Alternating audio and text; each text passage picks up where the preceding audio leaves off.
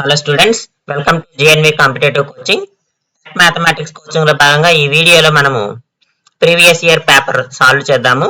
So previous year paper లో ఇది 11th paper.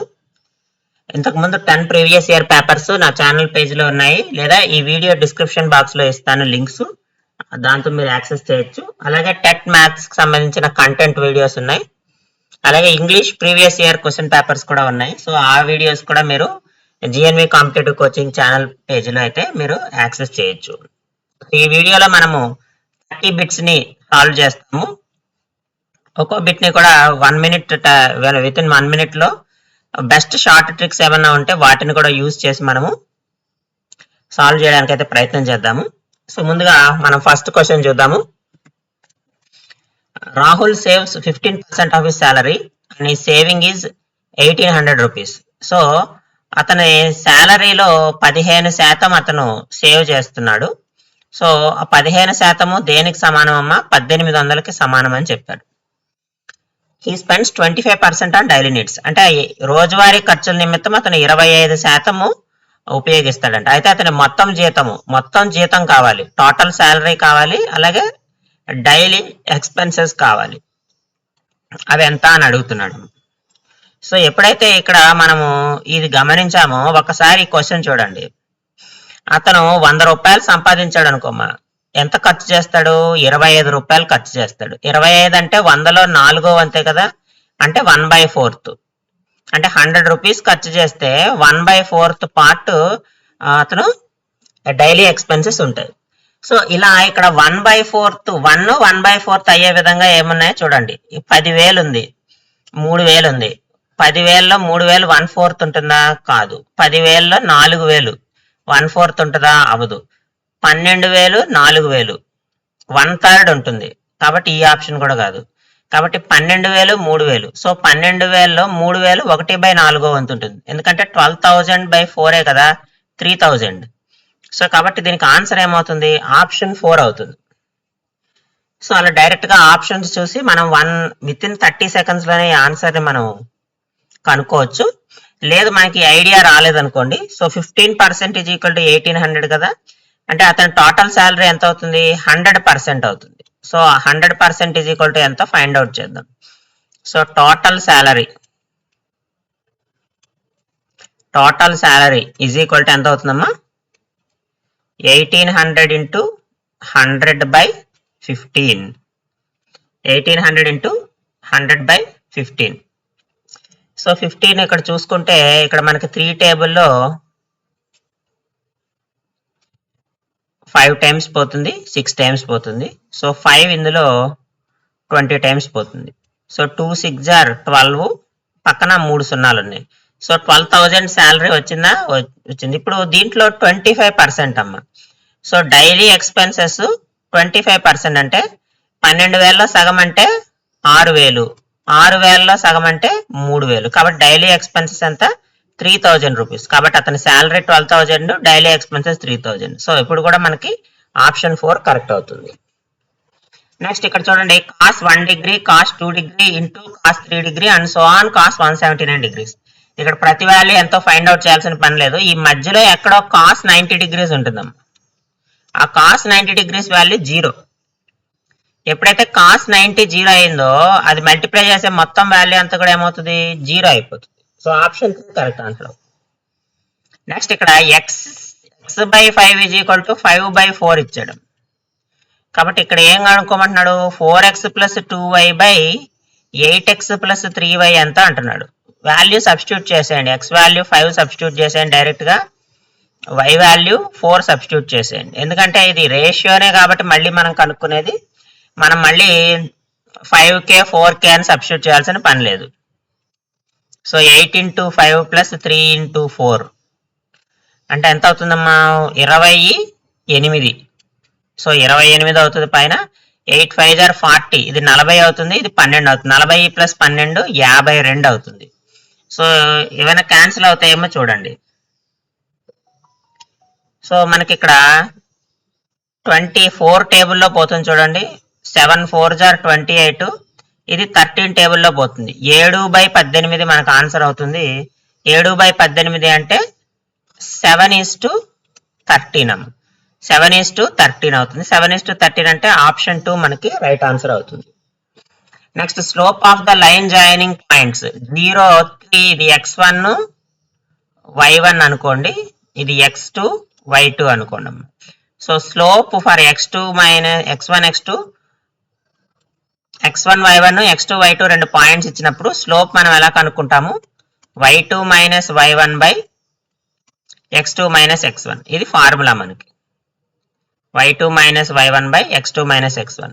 So y2 అంటే 0 మైనస్ √3 డివైడెడ్ బై x2 అంటే √3 మైనస్ 0 అంటే మైనస్ √3 బై √3. √3 క్యాన్సిల్ అయిపోతే -1 వస్తుంది.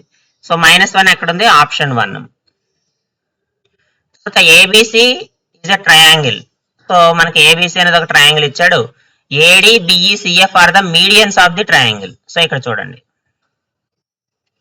ఇది మనకి ప్రాబ్లంలో ఇచ్చింది. మీడియన్స్ అంటే మిడ్ పాయింట్స్ తీసుకోవాలి. సో ఏబిసి మనం ఒక ట్రయాంగిల్ తీసుకుందాము, దీంట్లో మిడ్ పాయింట్స్.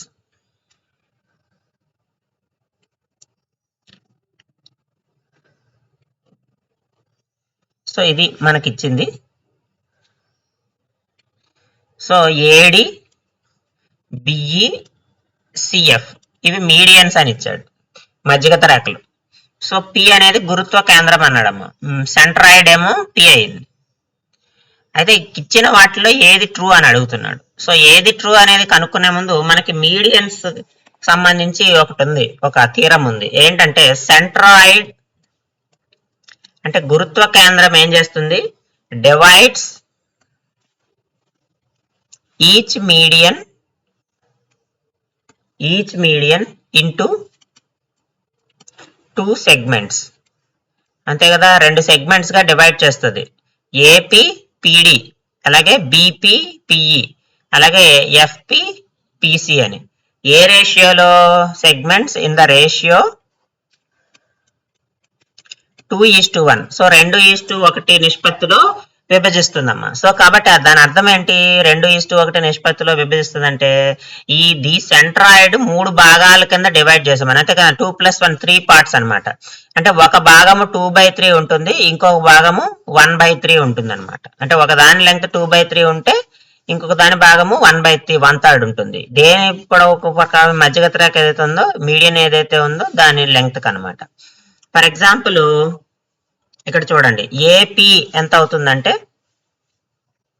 అంటే ఏడి మీడియన్ కి సంబంధించి ఏపీ ఈజ్ ఈక్వల్ టు ఎంత అవుతుంది, 2/3 ఏడి అవుతుంది. అలాగే పిడి ఈజ్ ఈక్వల్ టు ఎంత అవుతుందమ్మా, 1/3 ఏడి అవుతుంది. సిమిలర్ గా బీపీ ఈజ్ ఈక్వల్ టు ఏమవుతుంది, 2/3 బిఈ అవుతుంది. అలాగే PE is equal to 1/3 BE అవుతుంది. PE is equal to 1/3 BE అవుతుంది. అదేవిధంగా సిఎఫ్ కి సంబంధించి అయితే CP is equal to 1/3 2/3 CF అవుతుంది. అలాగే PF is equal to 1/3 CF అవుతుంది. అంటే ఏదైతే మీడియన్ ఉందో 2/3 పార్ట్స్ అది అవుతుంది. ఇచ్చిన ఆప్షన్స్ లో ఇక్కడ PD is equal to 2/3 AD అన్నాడు, కానీ 1/3 ఏడి అవ్వాలి. సో కాబట్టి ఇది కాదు. BE is equal to 2/3 BP అన్నాడు, సో రివర్స్ ఇచ్చాడు. సో ఇది కాదు. PF is equal to 2/3 CF కాదు, 1/3 సిఎఫ్ అవుతుంది. సో కాబట్టి ఇది కూడా కాదు. కరెక్ట్ ఆన్సర్ ఏంటి, BP is equal to 2/3 BE. ఇక్కడ ఉంది చూడండి, BP is equal to 2/3 BE. So option 4 మనకి రైట్ ఆన్సర్ అవుతుంది. నెక్స్ట్ ఇక్కడ ఫిగర్ చూడండి, ఇక్కడ ఫిగర్ ఇచ్చాడు. సో ఫిగర్ లో ఉన్నటువంటి యాంగిల్ అయితే మనం ఫైండ్ అవుట్ చేయాలి. యాంగిల్ ఫైండ్ అవుట్ చేయడం కాదు, యాంగిల్ రిఫ్లెక్స్ యాంగిల్ అడుగుతున్నాడు. అంటే PQR 110 డిగ్రీలు ఇచ్చాడు. ఇదేమో 130 degrees ఇచ్చాడు. సో ఈ రెండిటికి సంబంధించిన యాంగిల్ అయితే మనం ఇప్పుడు ఫైండ్ అవుట్ చేయాలి. ఇక్కడ ఒక్కసారి మనము అబ్జర్వ్ చేయండి. ఇక్కడ ఒక లైన్ గీసుకుందాం మనం, అంటే Pని ఎక్స్టెండ్ చేద్దాం ఇలాగా. సో ఇక్కడ 130 ఉంది కాబట్టి దానికి ప్యారలల్ గా ఉంది కదా, ఇక్కడ కూడా 130 degrees ఉంటుంది. సింపుల్ గా చేసేటువంటి ప్రయత్నం చేద్దాము. ఇక్కడ 110 ఉంది కాబట్టి ఇదంతా కూడా 180 degrees కదా. ఇక్కడ ఎంత అవుతుంది? ఇక్కడ 110 పోయిందంటే ఇక్కడ 70 ఉంటుంది. ఇక్కడ 130 పోయిందంటే ఇక్కడ ఎంత ఉంటుంది? 50 degrees ఉంటుంది. ఇది ఒక ట్రయాంగిల్ కనపడుతుంది కదా మనకి, ఇది ఒక ట్రయాంగిల్ కనపడుతుంది కదా, QR. ఇక్కడ U అనుకుందాం దీన్ని. QRU అనేది ఒక ట్రయాంగిల్ కనపడితే ఇక్కడ 70 + 50 120 అయితే ఇంకా R ఎంత అవుతుందమ్మా? 60 degrees అయిపోతుంది. కాబట్టి యాంగిల్ QRS ఎంత అంటే 60 degrees. కానీ మనల్ని క్వశ్చన్ లో అడుగుతుంది దీని యొక్క పరావర్తన కోణము, reflex angle of QRS. Reflex angle అడుగుతున్నాడు. రిఫ్లెక్స్ యాంగిల్ ఎప్పుడు కూడా ఏం చేస్తాము? రిఫ్లెక్స్ యాంగిల్ అంటే అర్థం ఏంటి? ఈ రెండు యాంగిల్స్ కలిపితే 360 రావాలి మనకి. సో కాబట్టి 360లోంచి మనం 60 degrees కనుక తీసేస్తే అప్పుడు మనకి ఏమవుతుంది?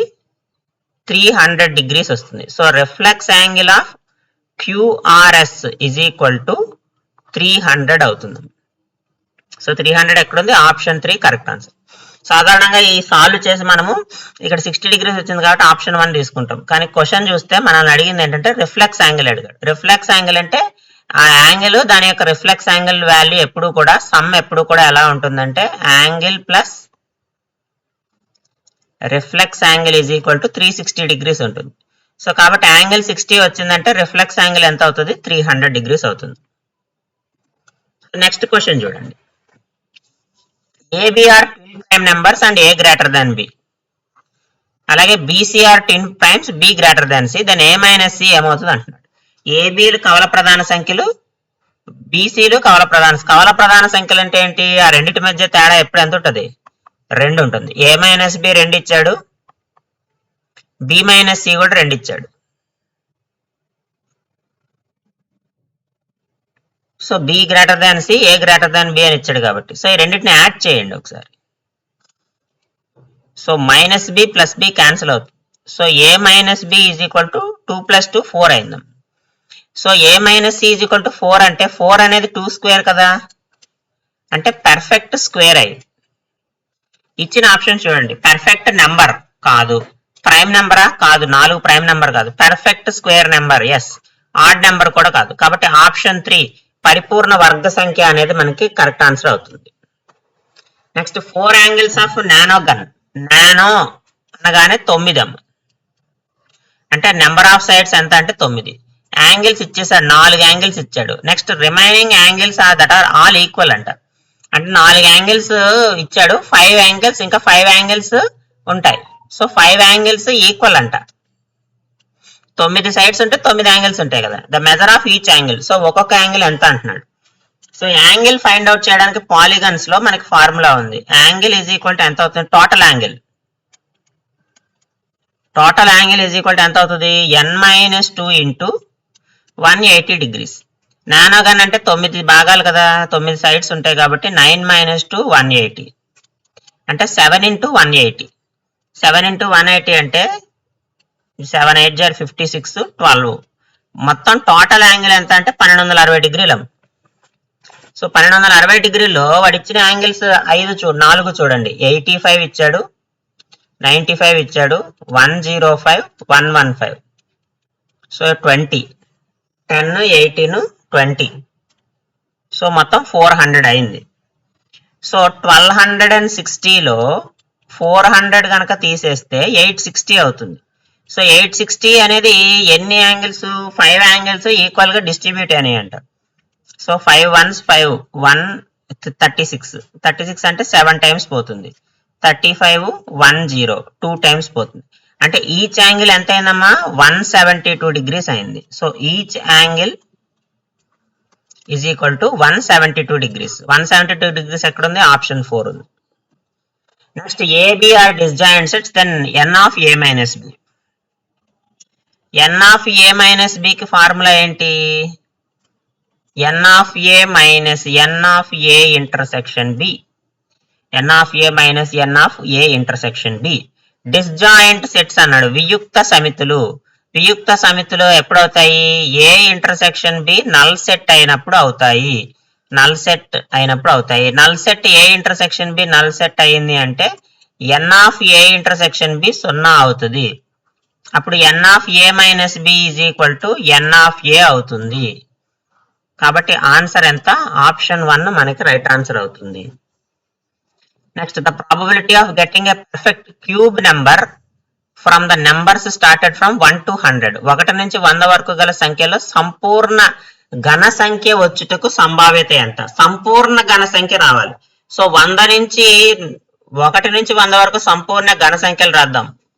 1 క్యూబ్, 2 క్యూబ్ అంటే 8, 3 క్యూబ్ అంటే 27, 4 క్యూబ్ అంటే 64, 5 క్యూబ్ అంటే 125. అంటే 100 దాటేసిందాం. సో మొత్తం నెంబర్ ఎంత ఉంది? 4 ఫేవరబుల్ కండిషన్స్ ఉన్నాయి. ఫేవరబుల్ కండిషన్స్ ఎన్ని ఉన్నాయి? 4 ఉన్నాయి. టోటల్ ఎన్ని ఉన్నాయి? టోటల్ కండిషన్స్ ఎన్ని ఉన్నాయి? 1 నుంచి 100 వరకు 100 ఉన్నాయి. సో 1 నుంచి 100లో మనం ఒకటి పిక్ చేసుకుంటాము. 1 నుంచి 100లో మనం ఒకటి పిక్ చేసుకున్నప్పుడు ఆ 100లో పిక్ చేసుకునేది ఈ 4గిట్లో ఒకటి అవ్వాలి. సో కాబట్టి ఫేవరబుల్ కండిషన్స్ 4, టోటల్ కండిషన్స్ 100 కాబట్టి 4/100, that means 1/25, and option 4 is the right answer. Next ఈ ప్రాబ్లం చూడండి. x is equal to 1.27 bar అనుకుందాం. 2 డిసిమల్స్ ఉంది కాబట్టి 100తో మల్టిప్లై చేయండి. 100x is equal to 127 bar .272727 ఇలా వస్తుంది. x ఈజ్ ఈక్వల్ టు ఎంత అయింది? 1.272727 వస్తుంది. మైనస్ చేయండి. 99x ఈజ్ ఈక్వల్ టు 126 వస్తుంది. అంటే x ఈజ్ ఈక్వల్ టు ఎంత అయిందమ్మా? 126/99 అయింది. 126/99 అంటే సో 9 టేబుల్ పోతుంది చూడండి. 9 ఇందులో 11 టైమ్స్ పోతుంది. ఇక్కడ 9 1s are 9, 36 అంటే 4 టైమ్స్ పోతుంది. సో 14/11. 14/11 ఎక్కడ ఉంది? ఆప్షన్ 3 ఉంది. Next, A box contains 8 cards which are numbered integers -3, -2, -1 0, 1 2 3 4. So 8 ఒక్కొక్క కార్డు మీద ముద్రించారు ఈ నెంబర్లు. అయితే మేము అడుగుతున్నాడు, if 1 card is drawn at random. So ఈ 8 ఈ 8 ఈజ్ ఈక్వల్ టు 8 నెంబర్స్ కదా, ఇవి 8 నెంబర్స్ కదా. సో టోటల్ కండిషన్స్ ఎన్ని అయినాయి మనకి? 8 అయినాయి. ఇంకేమడుగుతున్నాడు? Drawn at random from the box, then percentage of probability సంభావ్యత శాతం అడుగుతున్నాడు. Getting a card containing non positive integer. Non positive అంటే ధనేతర పూర్ణ సంఖ్య. Non positive negative number. Non positive అంటే నెగిటివ్ నెంబరే కదా. సో నాన్ పాజిటివ్ అని ఎలా డిఫైన్ చేస్తాం మనము? నాన్ పాజిటివ్ ఇంటిజర్ చూడండి. నాన్ పాజిటివ్ ఇంటిజర్ అని దేన్ని అంటాము? Integer less than or equal to 0. Integer less than or equal to 0. ఇందులో less than or equal to 0 ఉన్న పదాలు ఎన్ని ఉన్నాయి? 4 ఉన్నాయి. సో కాబట్టి total conditions 8, favourable conditions 4. So probability is equal to 4/8 1/2 అమ్మ. కానీ మనల్ని జస్ట్ ప్రాబబిలిటీ అడగలేదు, ప్రాబబిలిటీ యొక్క పర్సంటేజ్ అడిగాడు. సంభావ్యత శాతం అంటే దీన్ని 100తో గుణించండి. 100తో గుణిస్తే ఎంత అవుతుంది? 50% అవుతుంది. సో కాబట్టి ఆప్షన్ 1 మనకి రైట్ ఆన్సర్ అవుతుంది. నెక్స్ట్ దీని యొక్క ఫ్యాక్టర్స్ రాయమన్నాడు. ఇది a+b² మనకి a-b² ఫార్ములా ఉంది కదా. సో a-b² రూపంలో ఉంది ఇది.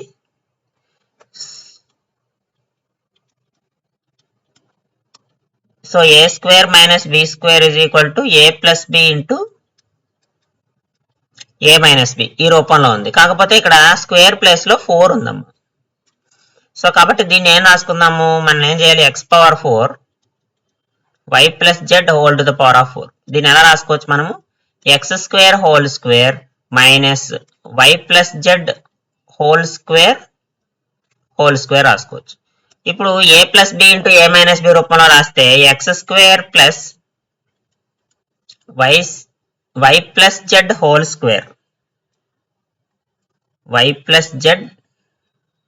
స్క్వేర్ అంటే ఇది ఏ ప్లస్ బి అయింది. ఇప్పుడు ఏ మైనస్ బి రాయండి. X square minus y plus Z whole square. మళ్ళీ ఇది A square minus B square రూపంలో ఉంది కదా, ఇది ఎలాగే ఉంటుంది. X square plus X plus Y Z square into దీన్ని మళ్ళీ A plus B into A minus B రూపంలో రాయండి. ఏ ప్లస్ బి అంటే X plus Y plus Z into X minus Y plus Z కాస్త ఏమవుతుంది? మైనస్ జెడ్ అవుతుంది.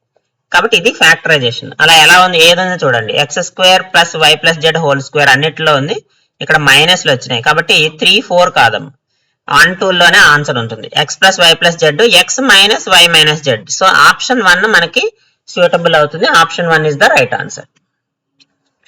Next in arithmetic progression 18th term and 11th term అంటే A18 by A11 is equal to ఎంత ఇచ్చాడు? 3/2 ఇచ్చాడు. మనల్ని ఏం అడుగుతున్నాడు? A to the power A21th term A5th term కి మధ్య ఉన్నటువంటి రేషియో ఎంత అడుగుతున్నాడు. సో దీనికి మనం ఏం చేయాలంటే first nth term arithmetic progression లో nth టర్మ్ తీసుకోండి.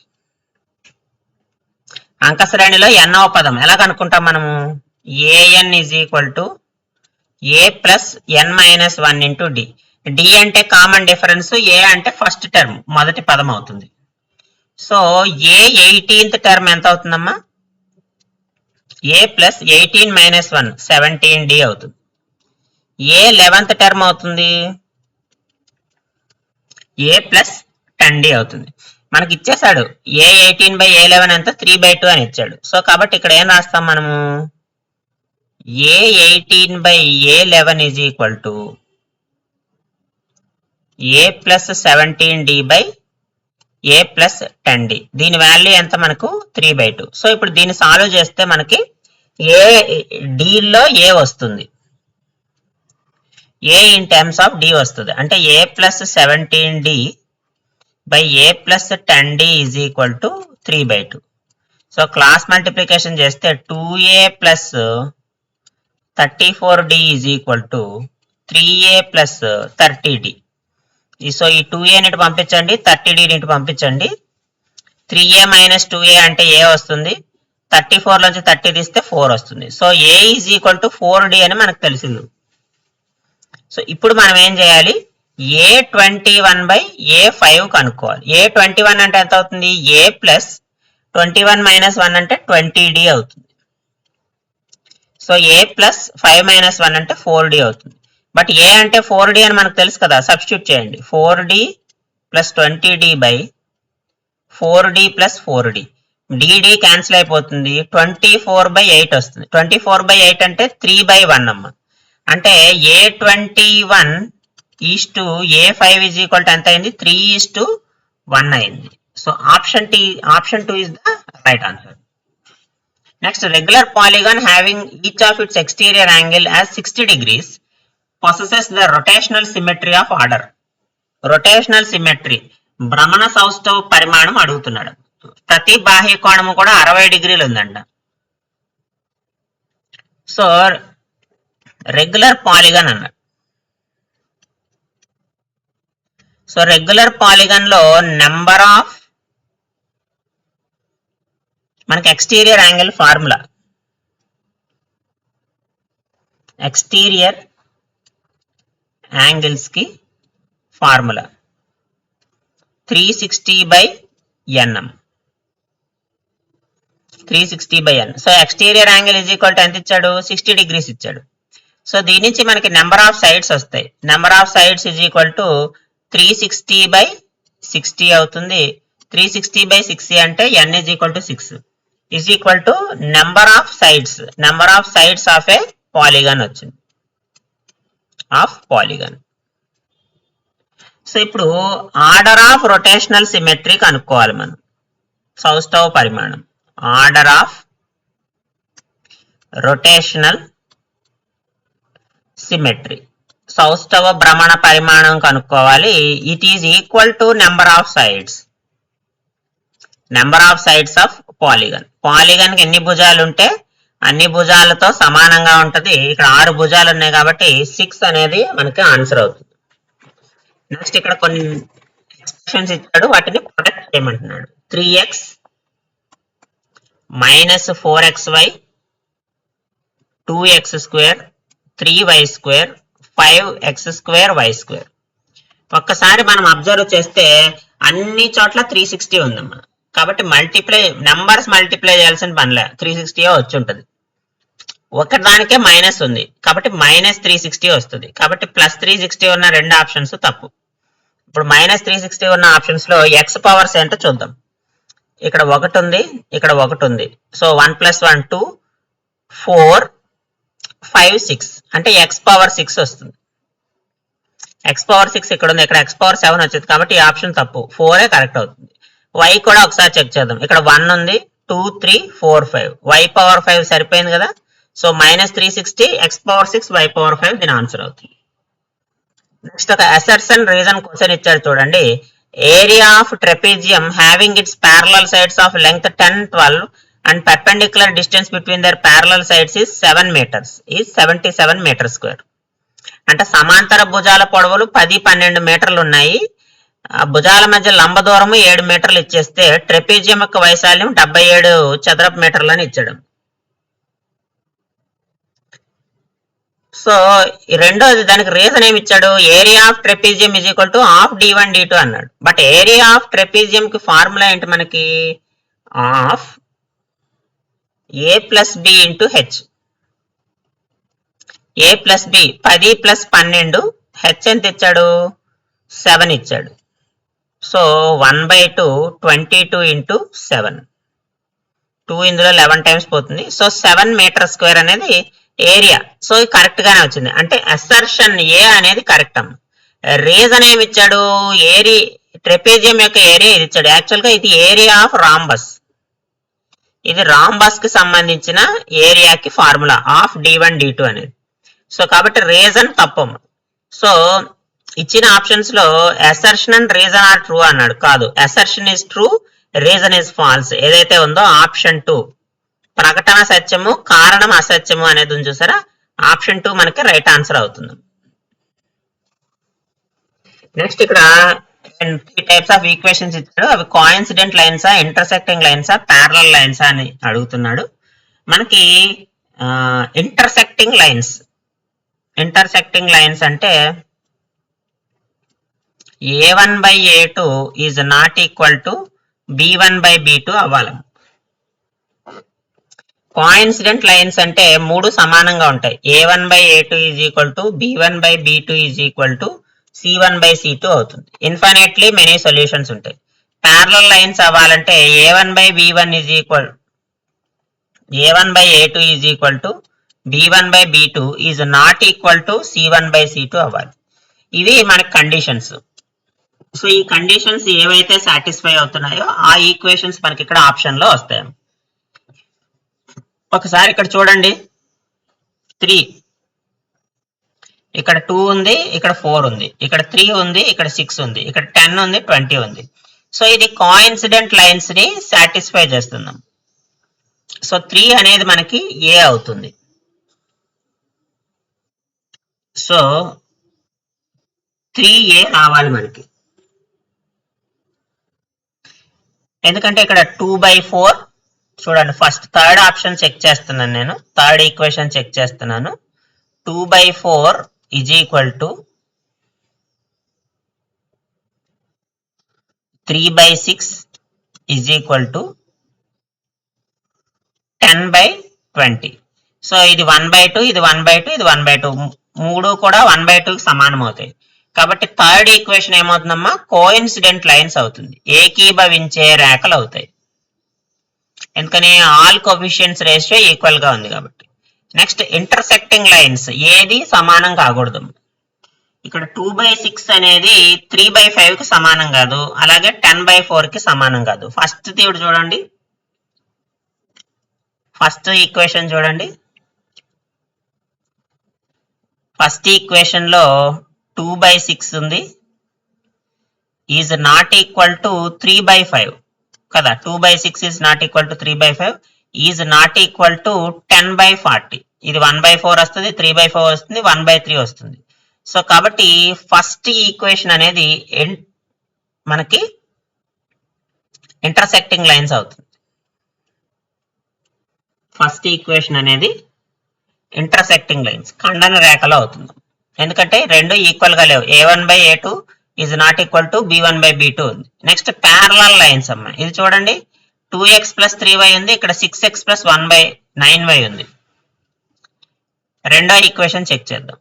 2/6 ఈజ్ ఈక్వల్ టు 3/9, ఎందుకంటే 1/3 అవుతుంది. But this is not equal to 4/5 కదా. అంటే ఈ కండిషన్ సాటిస్ఫై అవుతుంది. a1/a2 is equal to b1/b2 is not equal to c1/c2. కాబట్టి సెకండ్ ఈక్వేషన్ అనేది ప్యారలల్ లైన్స్ సూచిస్తుంది, సమాంతర రేఖలను చూపిస్తుంది. కాబట్టి ఇప్పుడు ఆప్షన్స్ ఎలా పిక్ చేసుకోవాలి మనము? 1b ఉన్నది చూడండి, 1b ఉన్నవి రెండు ఆప్షన్స్ ఉన్నాయి. తర్వాత 2c అవ్వాలి. 2c ఉన్నది ఒక ఆప్షనే ఉంది, దాంట్లోనే మనకి 3a ఉంది. కాబట్టి ఆప్షన్ 3 మనకి రైట్ ఆన్సర్ అవుతుంది. ఆప్షన్ 3 మనకి రైట్ ఆన్సర్ అవుతుంది. Next the slant height of right circular cone of height 12 centimeters and radius 9 centimeters is. So right circular cone ఇచ్చాడమ్మా. ఇదిగో కోన్ ఇది. సో కోన్ డయాగ్రామ్ వేసాను నేను. సో ఇది రేడియస్, ఇది హైట్. సో స్లాంట్ హైట్ అడుగుతున్నాడు అంటే ఈ పొడవు ఎత్తు ఎంత అడుగుతున్నాడు. ఇది ఒక రైట్ యాంగిల్ ట్రయాంగిల్ ని సూచిస్తుందమ్మా. కాబట్టి L is equal to √h² + r² అవుతుంది. సో ఇక్కడ నాకు 9 ఒక భుజము, 12 ఒక భుజం ఇచ్చాడు. హైపోటనస్ కదా, ఇది 15 అవుతుంది యాక్చువల్గా. కాబట్టి ఆన్సర్ 15 అవుతుందమ్మా. It is a Pythagoras triplet. ఇది పైథాగరన్ ట్రిప్లెట్ 9, 12, 15. లేదు నాకు ఆ టయానికి మనకు అది గుర్తు రాలేదు అంటే √12² + 81, 144 + 81, 9² కదా. సో ఇది ఎంత అవుతుంది? 225 అవుతుంది. √225 అంటే 15 కదా. సో ఆప్షన్ 1 మనకి రైట్ ఆన్సర్ అవుతుంది. Next, to know as to what extent the data is scattered we find. ఒక దత్తాంశం ఎంత మేరకు విస్తరించిందో అంటే maximum to minimum, minimum to maximum కదా. ఎంత మేరకు విస్తరించిందో అంటే మాక్సిమం నుంచి మినిమం లేదా minimum to maximum. Maximum to minimum, minimum to maximum అంటే మనం దేన్ని ఫైండ్ అవుట్ చేస్తాము? రేంజ్, వ్యాప్తి అంటాం. ఈ మూడు బాహుళం కానీ, మధ్యగతం కానీ, మీన్ కానీ సెంట్రల్ టెండెన్సీ, సెంట్రల్ టెండెన్సీని ఫైండ్ అవుట్ చేస్తాయి. బట్ మనకి మాక్సిమం నుంచి మినిమం అంటే మనకి రేంజ్, వ్యాప్తి అంటాము. సో వాల్యూని కూడా మనం అలా ఫైండ్ అవుట్ చేస్తాం. Maximum value minus minimum value అంటాం. కాబట్టి డిస్పర్షన్ ని ఇది ఎక్స్ప్లెయిన్ చేస్తుంది. కాబట్టి ఆప్షన్ 4 మనకి రైట్ ఆన్సర్ అవుతుంది. నెక్స్ట్ ఈ ప్రాబ్లం చూడండి. 1 - sin θ × 1 + sin θ 1 + tan² θ 0 < θ < 90.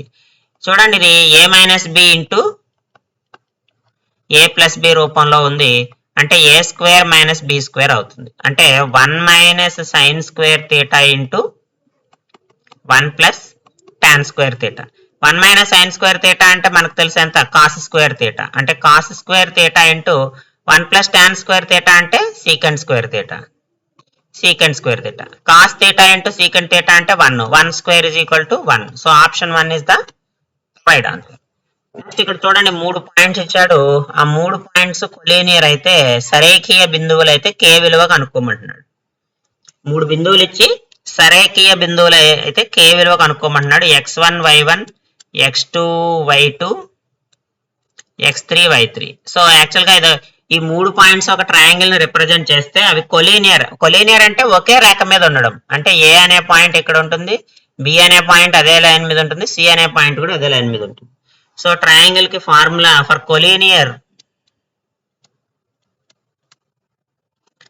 Collinear points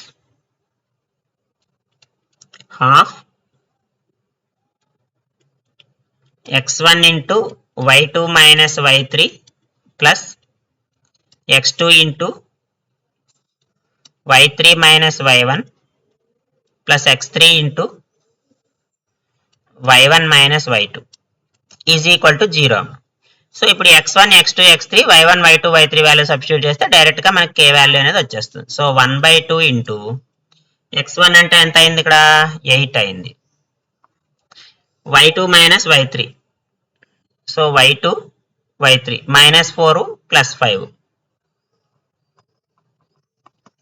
plus x2 అంటే km, y3 minus 5, y1 minus 1 plus x3 ఎంత అవుతుంది 2 అవుతుంది. 2 ఇంటూ y1 అంటే 1, y2 అంటే ఎంత మైనస్ 4, మైనస్ మైనస్ ప్లస్ అవుతుంది, is equal to 0. So 8 into 1 8 అవుతుంది, మైనస్ 6k అవుతుంది, ప్లస్ 10 అవుతుంది, is equal to 0. That implies 18 minus 6k is equal to 0. k is equal to 18/6 is equal to 3m. So k is equal to 3 వచ్చింది. So option 4 is the right answer.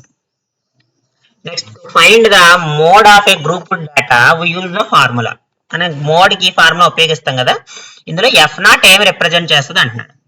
Lower boundary of the modal class. Lower boundary of the modal class అంటే L represent చేస్తాం. Frequency of the class exceeding the modal class. Modal class తర్వాత frequency of modal class అంటే f1. So f1 తర్వాత ఉన్న value f2, f1 కంటే ముందున్న value f0. So కాబట్టి బాహుళ తరగతి ముందున్న తరగతి పౌనపున్యం ఏమవుతుంది f0 అవుతుంది. సో కాబట్టి ఆప్షన్ 3 మనకి రైట్ ఆన్సర్ అవుతుంది. ఆ ఫార్ములాలో ఉన్నటువంటి టర్మ్స్ అవి.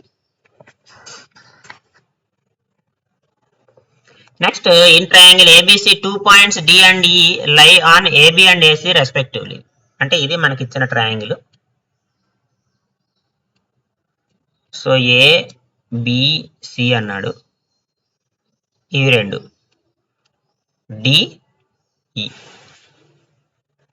Such that DE is parallel to BC. ఇదే కదా ఇచ్చింది, రెండు ప్యారల్ గా ఉంటాయంట.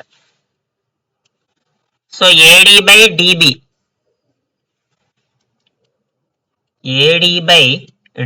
ఈజ్ ఈక్వల్ టు 2/3 అని ఇచ్చాడు. AD/DB is equal to 2/3. అంటే ఇది 2 యూనిట్స్, ఇది 3 యూనిట్స్ అమ్మ. అంటే టోటల్ గా AB ఎంత అయింది మనకి 5 యూనిట్స్ అయిపోయింది కదా. అలాగే AC అంటే ఇది AC ఈజ్ ఈక్వల్ టు ఎంత ఇచ్చాడు 4.8 సెంటీమీటర్స్ ఇచ్చాడు. అంటే ఈ లెంగ్త్ 4.8 ఇచ్చాడు. మనల్ని ఏం అడుగుతున్నాడు, ఏఈ అంటే ఇది ఎంత అని అడుగుతున్నాడు. ఈ లెంగ్త్ కావాలి మనకి. సో దీనికి ఇక్కడ ABC is similar to ADE. ABC similar to AE. నాకు AE కావాలమ్మా. సో AE/AC ఎంత ఉంటుందో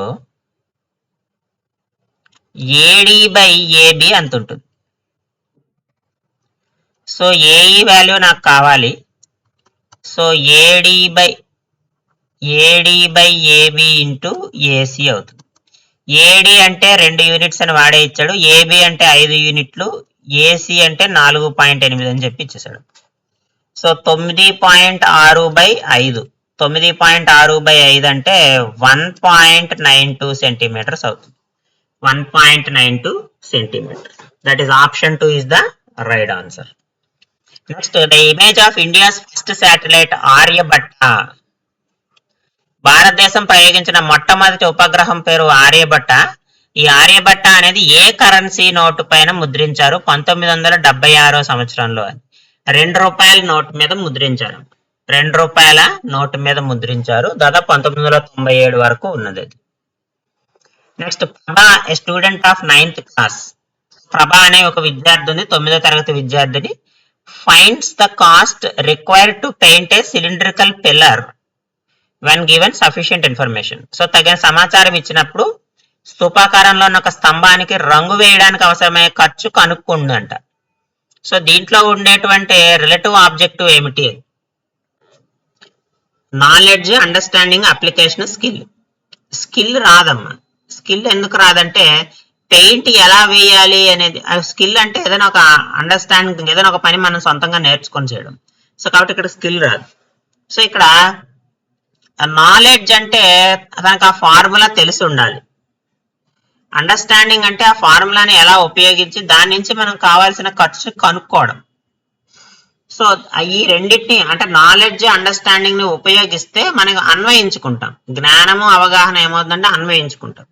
సో కాబట్టి ఇక్కడ అప్లికేషన్ కావాలి. సో కరెక్ట్ ఆన్సర్ ఏమవుతుందంటే అన్వయం అవుతుంది. అంటే నాలెడ్జ్, అండర్స్టాండింగ్ రెండింటిని ఉపయోగిస్తే మనము అన్వయించవచ్చు. మనం నేర్చుకున్నటువంటి జ్ఞానాన్ని అన్వయం చేయొచ్చు అనమాట. అంటే జ్ఞానాన్ని అర్థం చేసుకుంటే లేదా అవగాహన చేసుకుంటే మనం దాన్ని అన్వయంలోకి తీసుకురావచ్చు.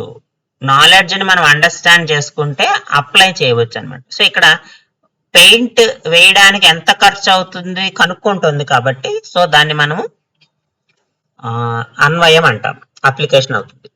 Next, one of the following is not related to VAKT approach. So VAKT approach లో అసలు ముందు ఏముంటాయో చూడండి, అప్పుడు ఏది కాదో మనకు తెలుస్తుంది.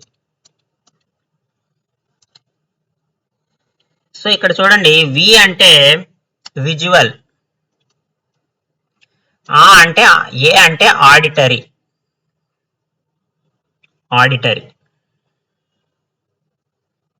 సో కే అంటే కైనస్థెటిక్, టి అంటే టాక్టిల్, TACTILE, టాక్టిల్, TILE, ఇక్కడ ఆప్షన్ తప్పించాడు, టాక్టిల్. సో విజువల్ అంటే by seeing, learning by seeing, చూసి నేర్చుకోవడం. ఆడిటరీ అంటే లర్నింగ్ బై హియరింగ్, మనం విని నేర్చుకోవడం. కైనస్థెటిక్ అంటే ఫిజికల్ ఎక్స్పీరియన్స్ అంటే దాన్ని అప్లికేషన్ ఏదైతే ఉందో మనం చేస్తాం. టాక్టిల్ అంటే హ్యాండ్స్ ఆన్ ఎక్స్పీరియన్స్, స్వయంగా మనమే చేస్తాం. సో ఇవి విఏకేటీ అప్రోచ్ లో ఉన్నటువంటి 4 విభాగాలు. అంటే విజువల్ ఉంది, ఆడిటరీ ఉంది, టాక్టిల్ ఉంది. లేనిదేంటి, కే అంటే కైనస్థెటిక్ కానీ నాలెడ్జ్ కాదు. కాబట్టి ఆప్షన్ 2 మనకి రైట్ ఆన్సర్ అవుతుంది. ఇందులో నాట్ రిలేటెడ్ అన్నాడు కదా, నాలెడ్జ్ ఉండదు, నాలెడ్జ్ కాదు. కే ఏం రిప్రజెంట్ చేస్తుంది, కైనస్థెటిక్ ని రిప్రజెంట్ చేస్తుంది. కాబట్టి option 2 is the right answer. Next, tools for teaching geometry easily. జామెట్రీని ఉపయోగించే geo board, peg board. Napier board అనేది ఎడిషన్, సబ్ట్రాక్షన్ చేయడానికి వాడతాం. Addition, subtraction, simple maths calculation. కాబట్టి సి కాదు, ఏ అండ్ బి ఎక్కడ ఇచ్చాడు, A and B option 3. So option 3 మనకి రైట్ ఆన్సర్ అవుతుంది. Next, it would be useful to start mathematics clubs in the schools. Variety of activities can be organised mathematics club. So ఈ recommendation ఎవరు ఇచ్చారని అడుగుతున్నాడు. అంటే పాఠశాలల్లో వివిధ రకాల కృత్యాలను నిర్వహించడానికి గణిత సంఘాలు ప్రారంభించమని చెప్పి సజెస్ట్ చేసింది ఎవరు అని అడుగుతున్నాడు. ఇక్కడ NCF, national curriculum framework 2005, Kothari commission, NPC, అలాగే POA, programme of action. So ఇక్కడ చూడండి, ఎన్సిఎఫ్ కాదు, Kothari commission. So Kothari commission, NPC అంటే ఎన్పిఈ యాక్చువల్ గా నేషనల్ ఎడ్యుకేషన్. సో దీన్ని చేంజ్ చేస్తూ ప్రోగ్రామ్ ఆఫ్ యాక్షన్ తీసుకొచ్చారు 1992లో అమ్మ. సో కాబట్టి ఇవి రెండు ఒకటే. వీటిల్లో మ్యాథ్స్ గురించి చెప్పారు కానీ మ్యాథ్స్ క్లబ్స్ స్టార్ట్ చేయమని సజెస్ట్ చేసింది ఏ కమిషన్ అంటే కొఠారి కమిషన్. సో కాబట్టి ఆప్షన్ 2 మనకి రైట్ ఆన్సర్ అవుతుంది. Next limitations of synthetic method. Steps అంటే సంశ్లేషణ పద్ధతిలో ఉండే పరిమితుల గురించి అడుగుతున్నాడు. 4 ఇచ్చాడు. వీటిలో ఏది? Steps have to be blindly followed, encourage by hearting, does not provide complete awareness of the topic, involves less homework. యాక్చువల్గా ఇక్కడ క్వశ్చన్ ఏమి ఇవ్వాలంటే నాట్ అనే అవ్వాలి యాక్చువల్గా. ఎందుకంటే steps have to be blindly followed ఇది కూడా మనకి సింథటిక్ మెథడ్ యొక్క లిమిటేషనే. ఎంకరేజ్ బై హార్టింగ్, అలాగే does not provide complete awareness of the topic, ఇవన్నీ కూడా సంశ్లేషణ పద్ధతి లిమిటేషన్స్ ఇవన్నీ. సో దీంట్లో లేనిది ఏంటమ్మా? ఇన్వాల్వ్స్ లెస్ హోంవర్క్ అన్నాడు. Involves less homework. ఈ హోంవర్క్ అనేటువంటిది మనకి సింథటిక్ మెథడ్ లో రాదు కాబట్టి బి ఉండదమ్మా. బి ఉండదు కాబట్టి లిమిటేషన్స్ ఏ కరెక్ట్ అవుతాయి? ఏ, సి, డి ఈ 3 కరెక్ట్ అవుతాయి.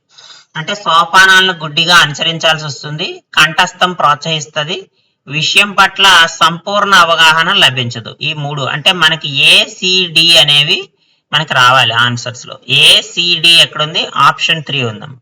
So option 3 is the right answer. So ఇవి మనకి 30 బిట్స్ ఏవైతే ఉన్నాయో మనం ఆ 30 బిట్స్ ని బోత్ కంటెంట్ అండ్ మెథడాలజీ ఈ పేపర్ లో మనం సాల్వ్ చేసాము. సో నా కంటెంట్ కనుక మీకు నచ్చినట్టయితే లైక్ చేసి షేర్ చేయండి. జిఎన్వి కాంపిటేటివ్ కోచింగ్ ఛానల్ అయితే సబ్స్క్రైబ్ చేయండి. మీకు తెలిసి ఎవరైనా టెట్ ఎగ్జామ్ రాస్తుంటే ఏపీ తెలంగాణలో వాళ్ళకైతే ఈ వీడియోని ఖచ్చితంగా షేర్ చేయండి. నెక్స్ట్ వీడియోలో మళ్ళీ కలుద్దాము. Thank you for watching.